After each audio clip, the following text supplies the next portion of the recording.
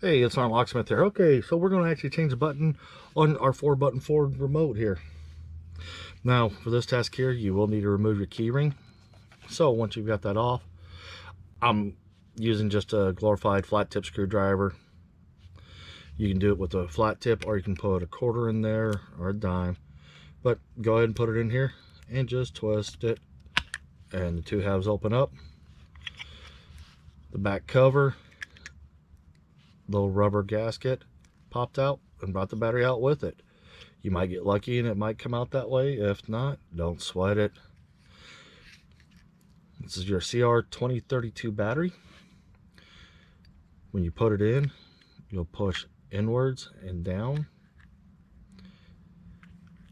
Now we're going to simulate that when we open this up, it didn't come out.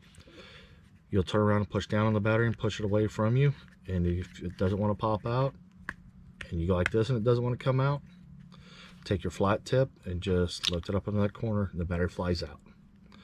So we'll go ahead and reassemble it. We got lucky on that one. Make sure your seal's sitting down in there. Take and flip your remote over and go ahead and snap it back together. Hey, notice you're done.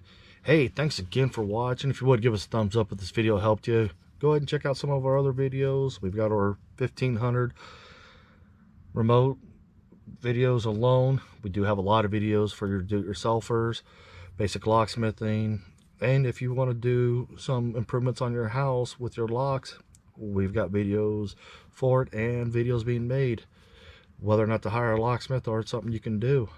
Thanks again for watching. Let's be safe out there.